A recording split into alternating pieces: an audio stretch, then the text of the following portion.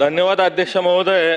कराड उत्तर विधानसभा मतदारसंघातील कोरेगाव तालुक्यातील अनेक गावांमध्ये सिंचनाचा व पिण्याच्या पाण्याचा गंभीर प्रश्न निर्माण झालेला आहे. कोरेगाव तालुक्यातील मौजे आंबेरी, आपशिंगे, बेलेवाडी, वेळू साप, पवारवाडी, जयपूर, पिंपरी आर्वी व कोंबडवाडी या गावांना झेकाटापूर उपसा सिंचन योजनेमधून पाणी उपलब्ध करून देण्याची मागणी अनेक वर्षापासून प्रलंबित आहे. या गावांमधील शेतकरी पावसावर अवलंबून असल्याने अनियमित पर्जन्यमान, दुष्काळ सदृश परिस्थिती व वाढता उत्पादन खर्च यामुळे त्यांना मोठ्या आर्थिक अडचणींचा सामना करावा लागतोय.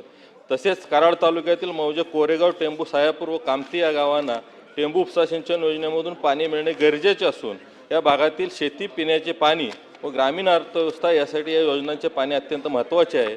या गावांचा या योजनांमध्ये समावेश करून पाणी पुरवठा उपलब्ध झाल्यास हजारो शेतकरी कुटुंबांना मोठा दिलासा मिळणार आहे. त्यामुळे कराड उत्तर विधानसभा मतदारसंघातील आपशिंगे, आंबेरी, बेलेवाडी, वेळू, पवारवाडी, जयपूर, पिंपरी आर्वी, कोंबडवाडी, तालुका कोरेगाव या गावांना झेकाटापूर योजनेतून पाणी उपलब्ध करून मिळावे. तसेच कराड तालुक्यातील मौजे, कोरेगाव, टेंबू, सायापूर, कामती या गावांना टेंबू उपसा सिंचन योजनेतून तातडीने पाणी उपलब्ध करून देण्यासाठी शासनाने ठोस पावले उचलण्याची आवश्यकता आहे व योग्य ती कारवाई शासनाने करावी अशी मी या लक्षवेधीच्या माध्यमातून शासनाचे लक्ष वेधत आहे.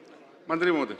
अध्यक्ष महोदय, ह्या दोन्ही योजना ज्या आहेत, गुरुवर्य लक्ष्मण शास्त्री इनामदार आणि झेकाटापूर योजना, आणि दुसरे अध्यक्ष महोदय जी त्यांनी आपल्या दोन भागातून त्यांनी पाणी मागणी केलेली आहे टेंबू उपसा सिंचन योजनेमधून.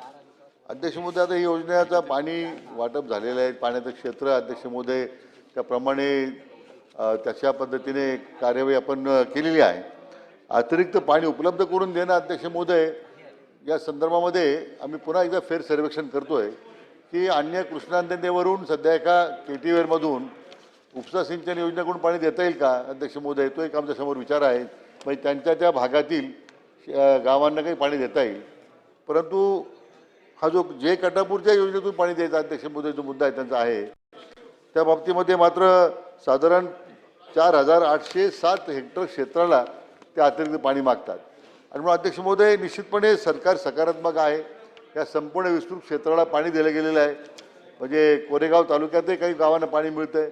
उर्वरित जे काही 5-6 गाव राहिले अध्यक्ष महोदय, निश्चितपणे त्यामध्ये फेर सर्वेक्षण करून पाणी देण्यासंदर्भात आपण कार्यवाही करू.